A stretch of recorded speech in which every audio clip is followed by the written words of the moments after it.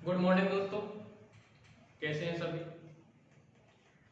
आपने इतिहास की पिछली क्लास देखी होगी, उसमें मैंने तुम्हें थोड़ा सा विश्लेषण बताया था कि यूपीएससी किस तरह से क्वेश्चन पूछता है, इतिहास से कितने क्वेश्चन पूछता है और किस भाग से ज्यादा फोकस रहता है। ठीक है, तो आज हम उसी को आगे लेकर चल रहे हैं। आज जो हमारी क्लास रहेगी वो रहेगी आधुनिक इतिहास से। तो आज हम किस क्लास स्टार्ट करने वाले हैं, आधुनिक इतिहास।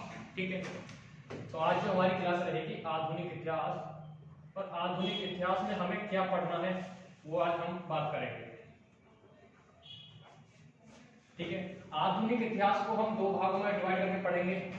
पहला तो पढ़ेंगे हम 1750 एडी यानी 18वीं एडी से लेकर के और 1857 एडी तक।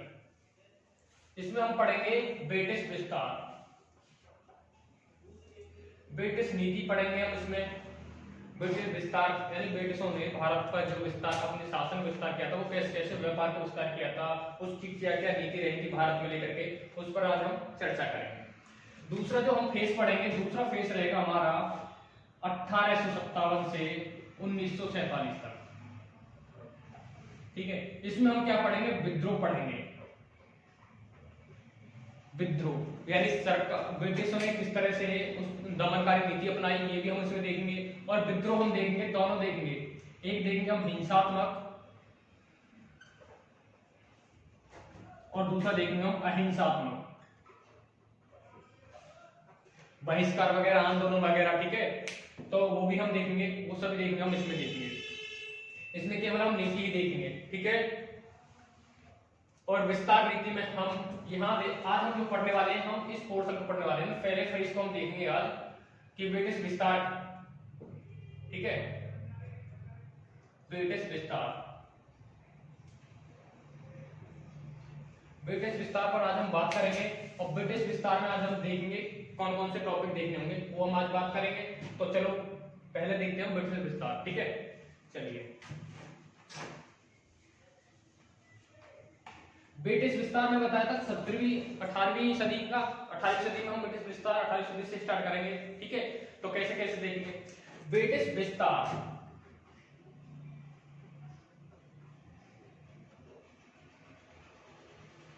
तो शीर्षक डाल दीजिए ब्रिटिश विस्तार, और ब्रिटिश विस्तार हम पढ़ेंगे। तो ब्रिटिश विस्तार को भी हम कैसे कैसे देखेंगे, तो ब्रिटिश विस्तार में हम देखेंगे, पहला जो फेज देखेंगे वो देखेंगे 18वीं सदी में भारत की दशा यानी भारतीय राज्य। पहले तो हम देखेंगे 18वीं सदी में भारतीय राज्य यानी भारत। 18वीं सदी में जब ब्रिटिश यानी अंग्रेजों ने व्यापार स्टार्ट किया था भारत पर, तो जैसे जैसे उन्होंने विस्तार, धीरे धीरे विस्तार किया, तो उस समय भारत का जो विभाजन था वो किस तरह से, तो भारत उस समय, भारत में जो दशा थी, मुगलों का शासन था ब्रिटिशों से पहले।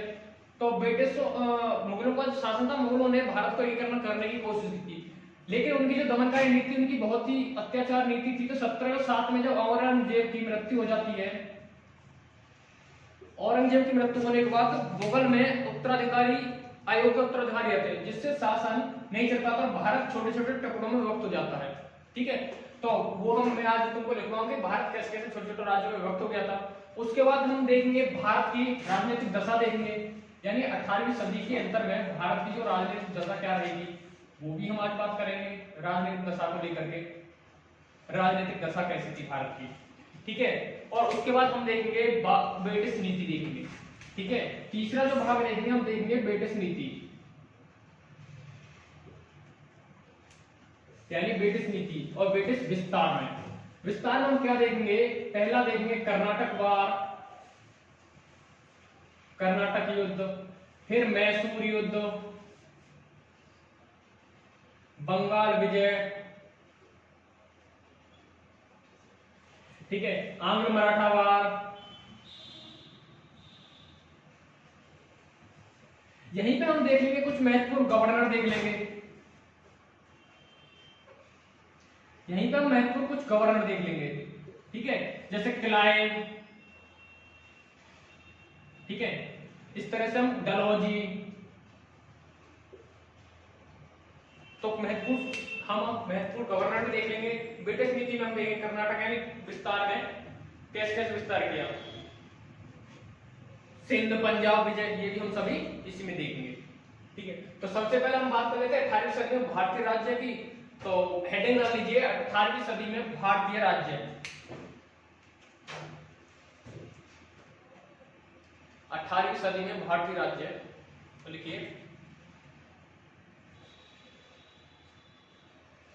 लेकिन मैंने बताया था कि जो भारत में मुगल शासक शक्तिशाली मुगल शासक थे उस समय।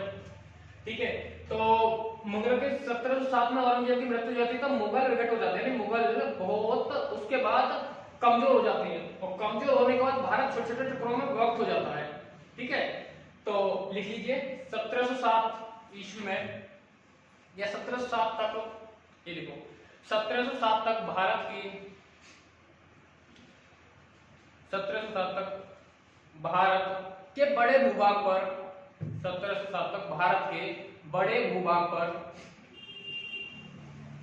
मुगलों का नियंत्रण था, मुगलों का नियंत्रण था। लेकिन मुगलों का नियंत्रण था, लेकिन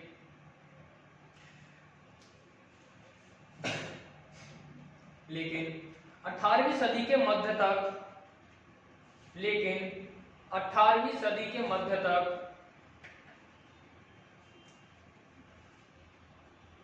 18वीं सदी के मध्य तक मुगलों की सत्ता दिल्ली तक सिमट कर रह गई।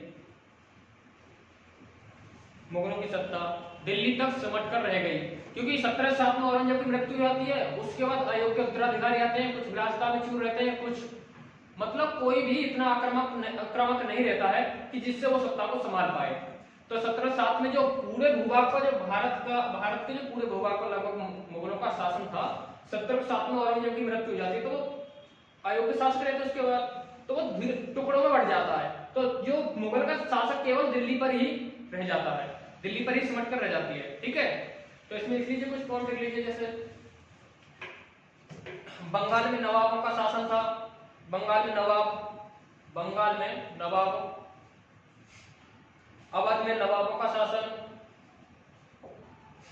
रुहेलखंड एवं फर्रुखाबाद में अफगानों का शासन, रुहेलखंड एवं फर्रुखाबाद में अफगानों का शासन, राजस्थान में राजपूत शासक, जैसे मारवाड़, आमेर, ये। ठीक है, उसके बाद दिल्ली और आगरा के मध्य जाटों का शासन, दिल्ली और आगरा के मध्य जाटों का शासन। दिल्ली एक स्वतंत्र राज्य था उस समय, सॉरी सिंध एक स्वतंत्र राज्य था। दिल्ली और आगरा के मध्य जाटों का शासन, सिंध एक स्वतंत्र राज्य था, वहां पर आमिर शासक थे। ठीक है, लिख लीजिए अगला पॉइंट, सिंध एक स्वतंत्र राज्य था जहां आमिर का शासन था।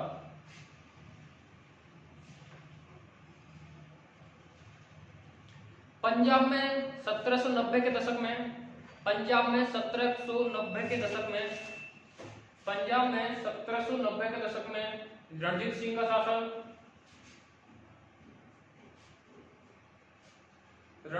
शासन, और गुजरात महाराष्ट्र, अगला पॉइंट है गुजरात महाराष्ट्र, मध्य प्रदेश एवं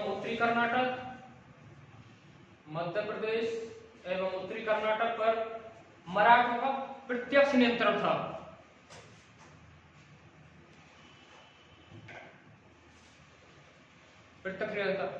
मुगलों के पतन के बाद यही मराठे ही सर्वशक्तिशाली शासक थे। यानी अगर देखा जाए तो मुगलों के पतन के बाद सर्वशक्तिशाली शक्ति के रूप में मराठे उभर कर आए थे। ठीक है, हैदराबाद में निजाम का शासन था, हैदराबाद में निजाम का शासन। केरल भी छोटे छोटे राज्यों में विभक्त था, मैसूर में हैदर अली और टीपू सुल्तान का शासन था, यानी भारत ऐसे छोटे छोटे राज्यों में विभक्त था 18वीं सदी के मध्य तक क्या हुआ, तो जो मुगल शासन थे 1707 में औरंगजेब की मृत्यु हो जाती है, उसके बाद उसका पतन का कारण स्टार्ट हो जाता है, पतन होने लगता है, वो दिल्ली यानी 18वीं सदी के मध्य तक सिमट कर रह जाती है। ठीक है, एक चीज और है, देखो पूर्वार्ध और उत्तरार्ध, इसका अगर उपयोग करें, पूर्वार्ध मतलब होता है कि जैसे मान लो 1700 है, यानी 1700 1785, ये 1700 के बाद यानी जैसे 1701 की बात करेंगे तो ये हमारी 18वीं सदी स्टार्ट हो जाएगी। ठीक है, 18वीं सदी। और 1750 से पहले का जो समय है, 1750 से पहले का समय कहलाएगा तुम्हारा 18वीं सदी का पूर्वार्ध, 18वीं सदी का पूर्वार्ध। और 1750 के 1790 या 1800, ठीक है, 1750 से 1800 तक, यानी 1800 से पहले ये कहलाएगा तुम्हारा 18वीं सदी का उत्तरी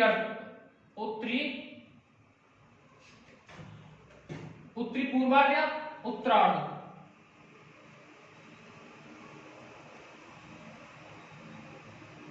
ठीक है, उत्तरार्ध, 18वीं सदी का उत्तरार्ध ये कहलाएगा। ठीक है, चलिए अब हमने 18वीं सदी में भारतीय राज्य की शासन स्थिति देख ली पूर्वार्ध में। ठीक है, उसके बाद हम बात कर लेते हैं राजनीतिक दशा कैसी थी, तो पॉइंट डाल लीजिए भारत की राजनीतिक दशा 18वीं सदी में, भारत की राजनीतिक दशा 18वीं सदी में भारत की राजनीतिक दशा लिखिए इसमें। भारत छोटे छोटे राज्यों में विभक्त था, भारत छोटे छोटे राज्यों में विभक्त था।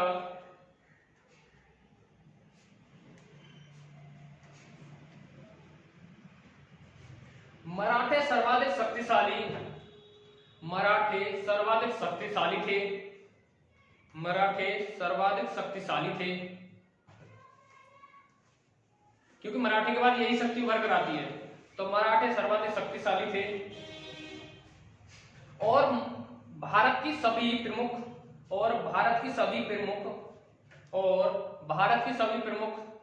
शक्तियों का मराठों के साथ संघर्ष था। ठीक है, इधर मुगलों से भी संघर्ष चल रहा था, उधर दक्षिण भारत में भी उनका संघर्ष चल रहा था, कर्नाटक और तुम्हारा मैसूर पर। ठीक है, उसके बाद अगला पॉइंट लिखिए, उसी समय यानी प्राय भारतीय राज्यों में उत्तराधिकार को लेकर भी संघर्ष चल रहा था। प्राय भारतीय राज्यों में उत्तराधिकार को लेकर संघर्ष।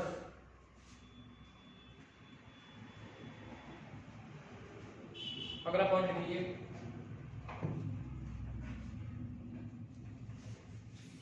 पारंपरिक सैन्य व्यवस्था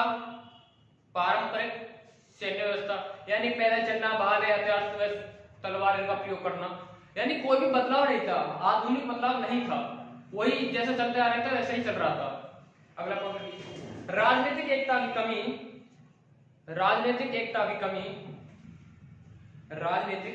की कमी एवं राष्ट्रीय चेतना का अभाव, यानी आपसी एकता भी नहीं थी राजा में, और राष्ट्रीय एकता भी थी, यानी राष्ट्र के प्रति अपने, अगर किसी के साथ कोई अगर संघर्ष कर रहा है तो उसके साथ ही संघर्ष कर रहा है, किसी अन्य को कोई मतलब नहीं था।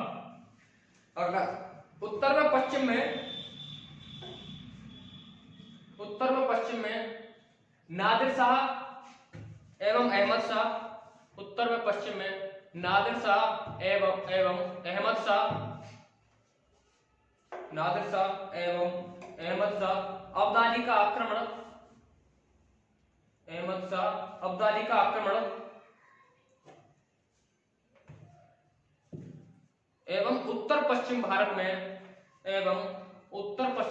में राजनीतिक अस्थिरता की स्थिति, उत्तर पश्चिम में भारत की राजनीतिक अस्थिरता की स्थिति, यानी उस समय नादिर शाह अहमद शाह अब्दाली ने आक्रमण किया था उत्तर पश्चिम में, बहुत ही भयंकर आक्रमण किया उसने, बहुत जान मान की हानि हुई थी उस समय। ठीक है, और बहुत ही क्रूरता का परिचय दिया था। मथुरा शायद इधर हुआ था, ठीक है। चलिए उसके बाद अगला पॉइंट लिखिए, यूरोपीय व्यापारी कंपनियां, यूरोपीय व्यापारी कंपनियां यानी तुम्हारा 1600 और 1700 यानी 17वीं सदी में ये यूरोपीय कंपनी आ जाती है व्यापार के लिए भारत में, तो वो भी व्यापार कर रही थी, उनमें भी आपस में संघर्ष चल रहे थे। तो यूरोपीय व्यापारी कंपनियां, यूरोपीय व्यापारी कंपनियां विशेषकर फ्रांसीसी एवं ब्रिटिश कंपनियों में, फ्रांसीसी एवं ब्रिटिश कंपनियों में भारत पर नियंत्रण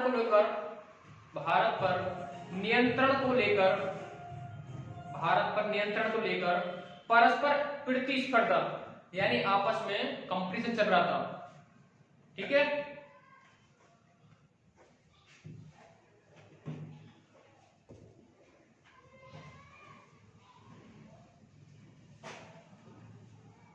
तो जब यूरोपीय कंपनियां आपस में ब्रिटिश और फ्रांसीसी में आपस पर इनमें प्रतिस्पर्धा चल रही थी, कंपटीशन चल रहा था, ठीक है। तो इनमें युद्ध होते हैं सर्वाधिक शक्ति के रूप में उभर कर आने के लिए कि हम ही व्यापार करेंगे, तुम व्यापार मत करो, यानी एकाधिकार अपनाने के लिए क्या करते हैं, आपस में इनका युद्ध होता है। तो अब हम पढ़ेंगे, शीर्षक दे दीजिए ब्रिटिश विस्तार में ही पॉइंट है, पहला पॉइंट डालिए करना ब्रिटिश विस्तार,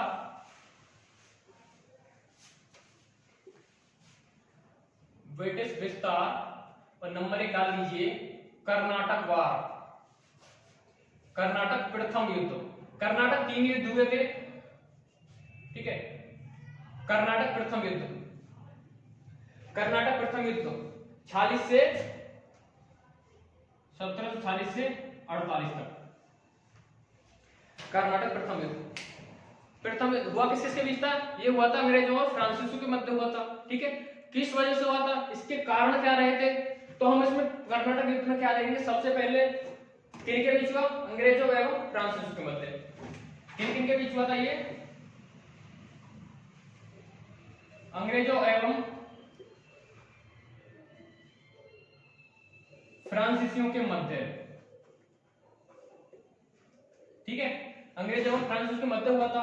उसके बाद हम क्या कारण रहे थे युद्ध के, वो भी हम देख लेते हैं, ठीक है। कारण क्या रहे होंगे, देखो व्यापार करने आए थे, अंग्रेज भी व्यापार कर रहे थे, फ्रांसीसी भी व्यापार कर रहे थे, ठीक है। तो मैंने बताया था कि उस समय क्या था ना, आपस में प्रतिस्पर्धा कर रही थी 18वीं सदी में ही। तो अब कारण क्या बनेगा, पहला कारण तो यही बन जाएगा, लिख लो पहला कारण, अंग्रेजों एवं फ्रांसीसियों की महत्वाकांक्षा।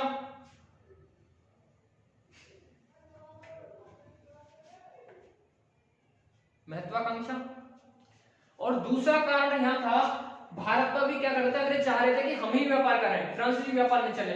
और उन्होंने दूसरा कारण क्या था कि ऑस्ट्रिया में भी फ्रांसीसी और अंग्रेजों में युद्ध चल रहा था, लड़ाई चल रही थी। तो दूसरा लिख लीजिए, ऑस्ट्रिया में उत्तराधिकार को लेकर युद्ध, ऑस्ट्रिया में उत्तराधिकार को लेकर युद्ध।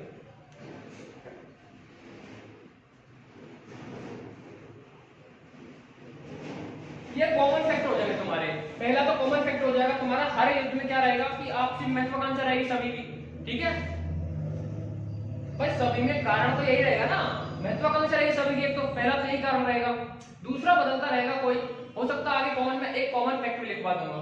उसके बाद परिणाम देख लीजिए, परिणाम क्या रहा युद्ध का, परिणाम लिखिए 1748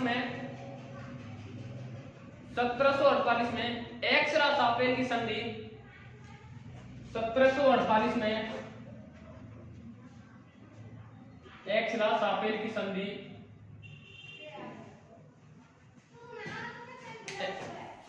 1748 में एक्स-रा-सापेल की संधि से के द्वारा युद्ध समाप्त हुआ। युद्ध अनिर्णायक रहा, युद्ध समाप्त हुआ, अनिर्णायक रहा, यानी कोई भी विजेता नहीं हुआ इसमें, अंग्रेजों फ्रांसीसियों में अनिर्णायक रहा। लेकिन इस युद्ध से फ्रांसीसियों की स्थिति मजबूत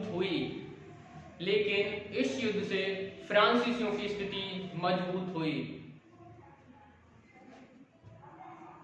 ठीक है, अब आगे एक नोट करके लिख लीजिए,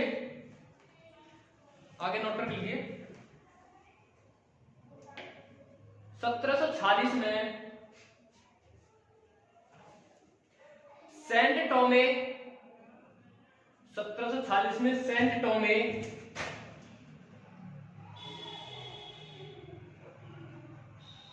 सेंट टोमे या अरियार का युद्ध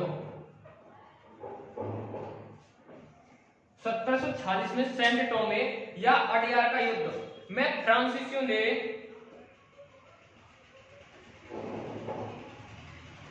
सेंट टोमे या अरियार का युद्ध में फ्रांसीसियों ने कर्नाटक के नवाब अनवरुद्दीन को पराजित किया।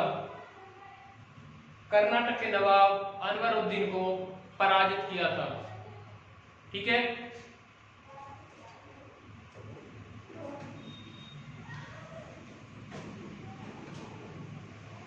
अब देख लेते हैं कर्नाटक द्वितीय युद्ध।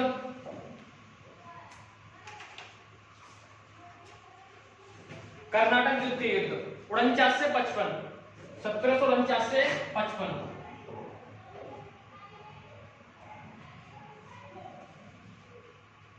किन किन के बीच हुआ था ये? अंग्रेज और फ्रांसीसी में। कारण लिखिए, कारण लिखिए। पहला कारण था अंग्रेजों एवं फ्रांसीसियों की महत्वाकांक्षा। ठीक है,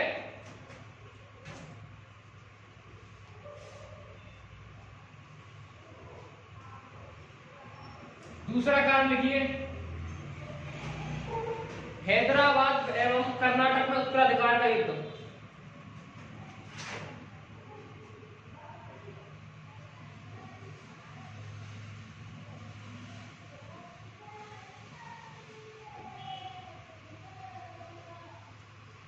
हैदराबाद एवं कर्नाटक में उत्तराधिकार का युद्ध।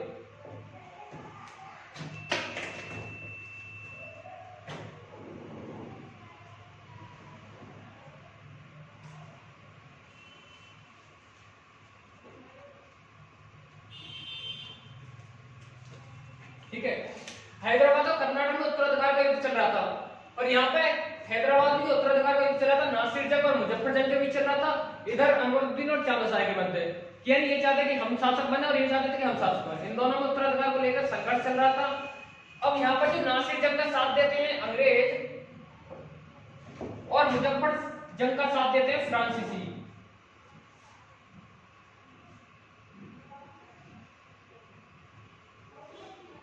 ऐसा ही अनवरुद्दीन का साथ अंग्रेज देते हैं और चांदशाह का साथ देते हैं फ्रांसीसी। तो ये भी एक युद्ध का कारण होता है। ठीक है,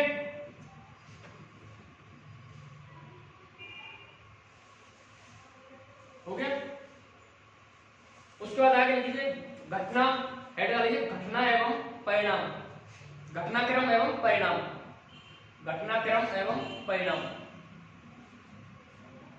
लिखिए। फ्रांसीसी गवर्नर डुप्ले के नेतृत्व में, फ्रांसीसी गवर्नर डुप्ले के नेतृत्व में, डुप्ले के नेतृत्व में 1749 में, फ्रांसीसी गवर्नर डुप्ले के नेतृत्व में 1749 में अंबूर की लड़ाई, अंबूर की लड़ाई, अंबूर की लड़ाई में फ्रांसीसियों की जीत हुई। 1749 में अंबूर की लड़ाई हुई थी जिसमें फ्रांसीसियों की जीत हुई। नेतृत्व किसने किया था युद्ध का? डुप्ले ने। ठीक है, उसके बाद शीघ्र ही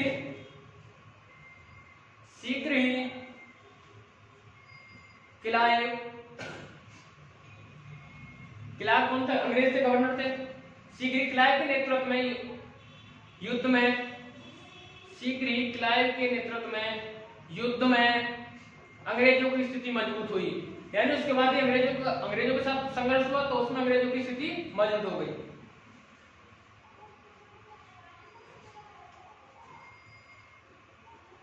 कर्नाटक युद्ध हुआ था दूसरा ये। ठीक है, क्लाइव के नेतृत्व में, तो इसमें स्थिति अंग्रेजों क्या हो गई? मजबूत हो गई। आगे लिखिए इसी में अगला पॉइंट है 1955 में, अगला पॉइंट 1955 में पांडिचेरी की संधि, 1955 में पांडिचेरी की संधि, 1955 में पांडिचेरी की संधि के साथ, 1955 में पांडिचेरी की संधि के साथ युद्ध समाप्त हुआ। 1955 में पांडिचेरी की संधि,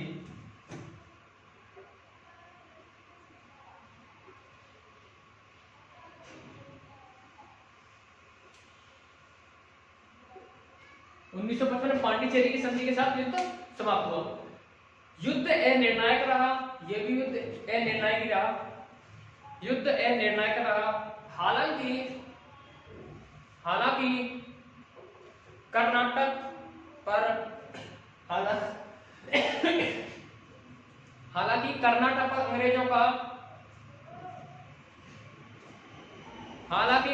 अंग्रेजों का अप्रत्यक्ष नियंत्रण,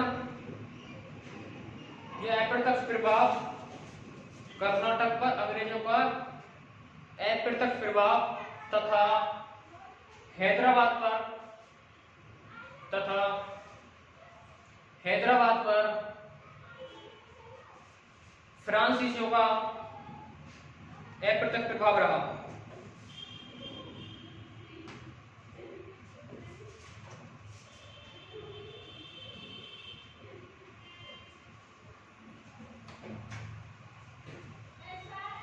फ्रांसीसी जो गवर्नर डुप्ले था, डुप्ले के नेतृत्व में फ्रांसीसी उभर कर आ रहे थे।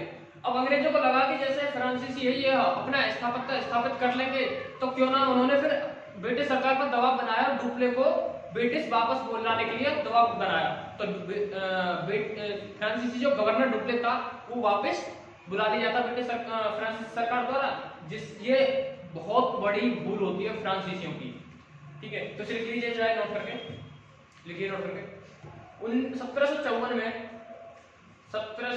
में अंग्रेजों के दबाव में, 1754 में अंग्रेजों के दबाव में डुप्ले को फ्रांस भेजा गया, डुप्ले को फ्रांस भेजा गया। यह फ्रांसीसियों की एक महत्वपूर्ण गलती, यह फ्रांसीसियों की एक महत्वपूर्ण गलती मानी जाती है।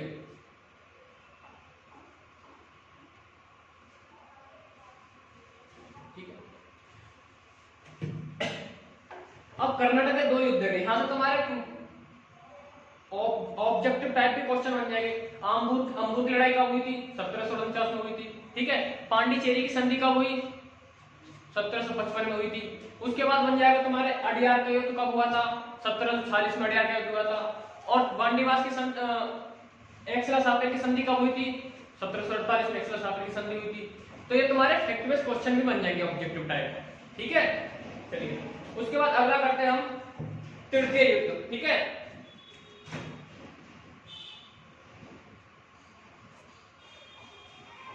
तृतीय युद्ध रहेगा 1758 से 63, कर्नाटक तृतीय युद्ध, कर्नाटक तृतीय विवाद 1758 से 1763। ठीक है, इसमें लिख लीजिए कारण। पहला तो कॉमन कारण है, मैंने बताया था यही कारण रहेगा। क्या कारण रहेगा? अंग्रेजों एवं फ्रांसीसियों को महत्वाकांक्षा। ठीक है,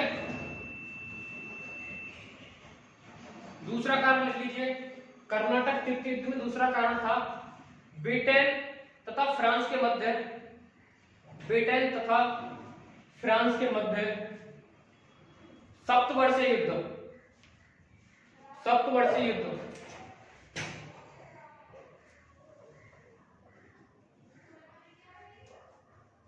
फ्रांस और ब्रिटेन में सप्तवर्षीय युद्ध चला था 1756 से 63 के मध्य सप्तवर्षीय युद्ध चल रहा था। ठीक है, ये तुम्हारा कारण है, पहला महत्वाकांक्षा, दूसरा क्या? सप्तवर्षीय युद्ध। ठीक है, किन किन के मध्य है? वही है अंग्रेज और फ्रांसीसी। चलिए अब इसका लिख लीजिए घटनाक्रम एवं परिणाम, घटनाक्रम एवं परिणाम लिखिए। पहला पॉइंट लिखिए, 1760 में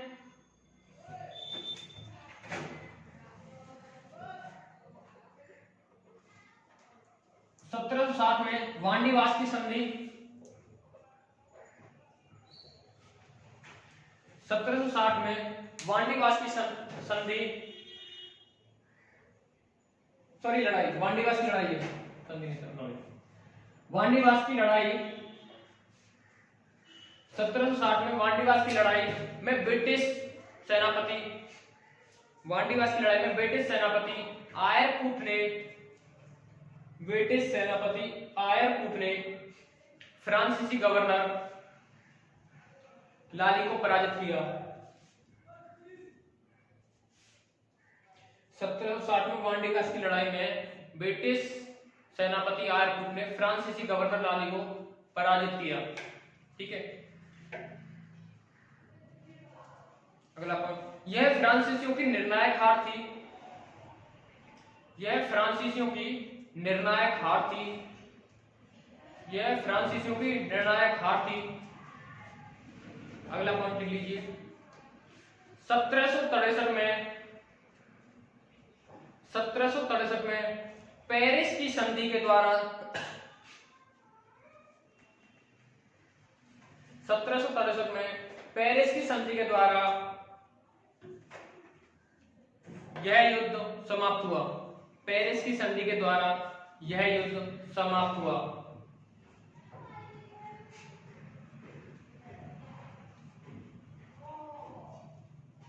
और इसके साथ ही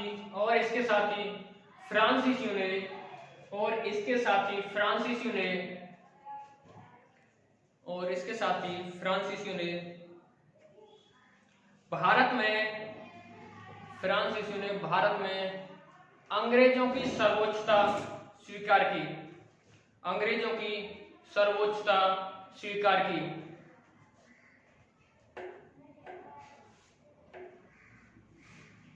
तथा यह आश्वासन दिया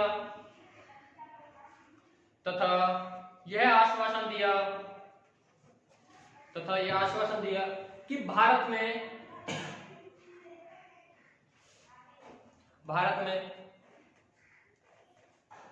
भारत में हम सेना नहीं रखेंगे,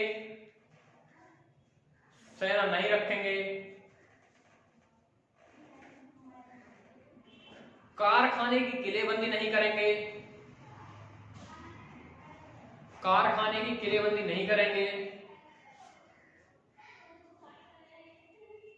तथा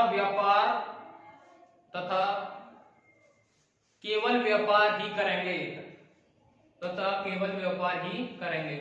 यानी फ्रांसीसियों की यहाँ निर्णायक हार हो जाती है। तो फ्रांसीसियों के साथ जब संधि होती है 1763 में, तो संधि में क्या होता है कि या तो तुम कोई भी कारखाना होगा तुम्हारा उसकी किलेबंदी करोगे सुरक्षात्मक, ठीक है, उसके बाद ना ही कोई तुम सेना रखोगे सुरक्षा के लिए, और दूसरा क्या है, केवल व्यापार ही करोगे। ठीक है, ये फ्रांसीसी ने सर्वोच्चता स्वीकार की अंग्रेजों की। तो प्रथम कर्नाटक युद्ध में क्या हुआ, तो इसका यानी कर्नाटक पर अंग्रेजों का क्या हो गया, अप्रत्यक्ष नियंत्रण होगा इस पर।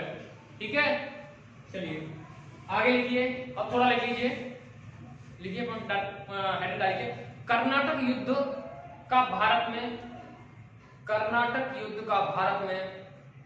ब्रिटिश विस्तार के दृष्टिकोण से महत्व। कर्नाटक युद्ध का भारत में ब्रिटिश विस्तार के दृष्टिकोण से महत्व, यानी जब यहाँ फ्रांसीसी में लड़ाई होती है तो अंग्रेजों के प्रतिस्पर्धा कोई कंपनी रहेगी नहीं, अब वो खुलकर व्यापार करेंगे, कुछ भी करेंगे। ठीक है, अब यहाँ इनकी जो नीति शुरू से रहती है, फूट डालो की नीति तो शुरू से रहती है। ठीक है, यहाँ क्या आगे वो आपस में राजाओं को लड़ाएंगे और राज करेंगे, ना प्रत्यक्ष नियंत्रण करेंगे। शुरुआत में डायरेक्ट शासन नहीं करेंगे, ये अप्रत्यक्ष करेंगे, क्योंकि जिससे क्या है, कोई भी अन्य कंपनी भी विद्रोह ना करे, या कि भारत भी अन्य राजा या कोई भी अचानक विद्रोह ना कर पाए। और फिर दूसरी बात यह थी कि उनको समझने के लिए, भारतीयों को समझने के लिए जरूरी था कि वही कोई क्षेत्र का ही राजा वगैरह हो। ठीक है, तो इसका महत्व लिख लिया, नंबर 1 पॉइंट लिखिए, अंग्रेजों ने फ्रांसीसियों के रूप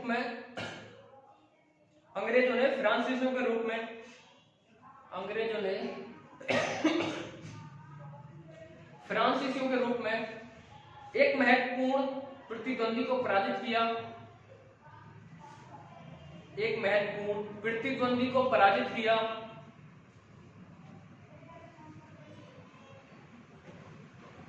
विस्तार के क्रम में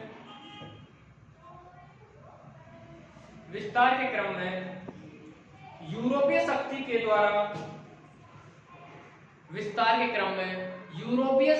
द्वारा कोई विशेष बाधा उत्पन्न नहीं की गई।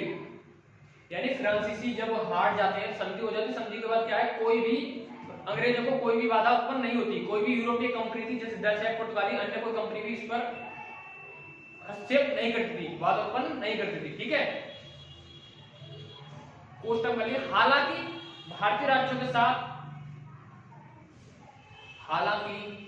भारतीय राज्यों के साथ युद्ध में अप्रत्यक्ष रूप से अंग्रेजों का विरोध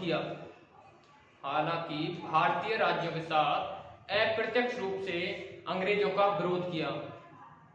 ठीक है, यानी फ्रांसीसी ने ब्रिटिश का सामने से विरोध नहीं किया, लेकिन अप्रत्यक्ष रूप से राजाओं को भड़काया कि ये ऐसा कर रहे हैं, ऐसा करिए, ऐसा नहीं, ऐसे। यानी राजाओं को भड़काया कि तुम युद्ध करिए, हम तुम्हारे साथ हैं। नेक्स्ट पॉइंट लिखिए। युद्ध में भारतीय सैनिकों की सेवा ली गई थी। युद्ध में भारतीय सैनिकों की सेवा ली गई।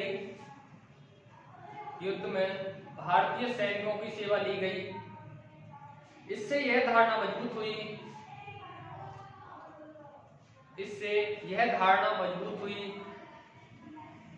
कि भारतीय सैनिकों को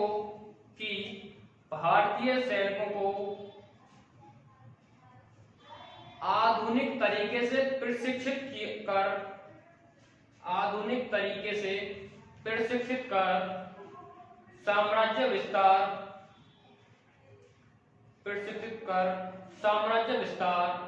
में सुरक्षा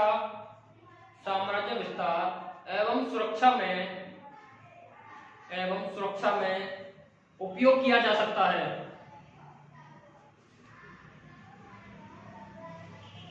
यानी इस युद्ध में उनको यह अनुभव हो गया कि अगर भारतीय सैनिकों को अगर कोई अच्छी तरह से टेक्निक दी जाए, यानी प्रशिक्षण दिया जाए, तो वो अच्छा ही प्रदर्शन करेंगे। उसका हम प्रयोग युद्ध में सुरक्षा के रूप में और हर तरह से उनका प्रयोग कर सकते हैं। ये अंग्रेजों ने भांप लिया।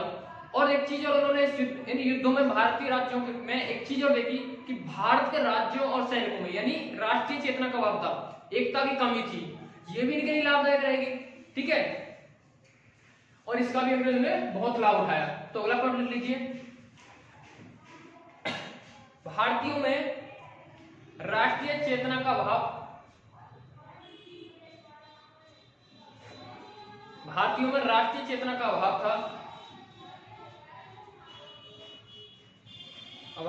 यह अनुभव भी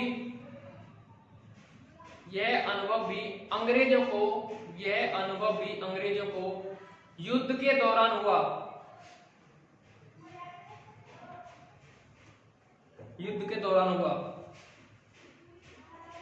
और इसका भी लाभ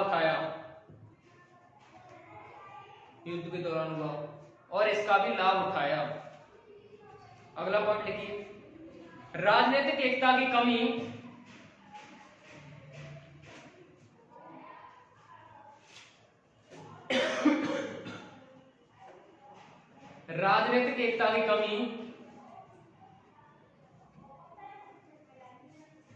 या परस्पर संघर्ष जैसी परिस्थितियों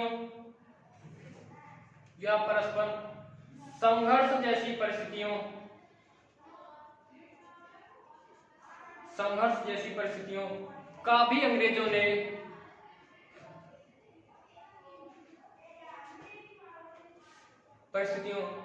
भी अंग्रेजों को व्यावहारिक अनुभव हुआ और यह साम्राज्य विस्तार में उपयोगी हुआ।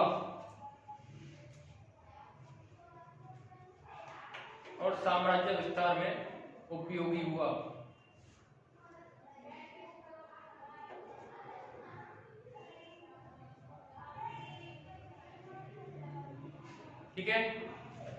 यानी कर्नाटक तीन युद्धों ने अंग्रेजों ने क्या अनुभव किया, इसमें भारतीय सैनिकों ने भाग लिया था, भारतीय सैनिक भी थे, तो अंग्रेजों ने क्या अनुभव किया कि भारतीय सैनिकों को अगर हम आधुनिक दृष्टि से यानी आधुनिक रूप से अगर हम प्रशिक्षण दें तो ये अच्छा ही प्रदर्शन कर सकते हैं, जिससे हम ब्रिटिश विस्तार और सुरक्षा के रूप में हम प्रयोग में ले सकते हैं। एक चीज और उन्होंने देखी कि भारतीयों में एकता का भाव था, राजनीतिक एकता नहीं थी, आपसी एकता नहीं था, और उत्तराधिकार को लेकर भी संघर्ष चल रहा था। ये बहुत बड़ा कारण बनता अंग्रेजों की जीत का भी, ठीक है। तो कर्नाटक तृतीय युद्ध, तीनों युद्ध खत्म हो गए यहाँ पर, कोई डाउट? ठीक है, चलिए उसके बाद हम पढ़ेंगे बंगाल विजय, ठीक है। अगला शीर्षक अगले एडिट जो रहेगी यानी अगला बार रहेगा तुम्हारा बंगाल विजय, भारत यानी ब्रिटिशों का बंगाल पर अप्रत्यक्ष नियंत्रण, और सर्वाधिक बंगाल ही क्षेत्र ऐसा भर के आएगा, बंगाल से ही भारत में अप्रत्यक्ष नियंत्रण करेंगे अंग्रेजों पे, ठीक है। और ये पढ़ेंगे हम अगली क्लास में, ठीक है। तो थैंक यू क्लास।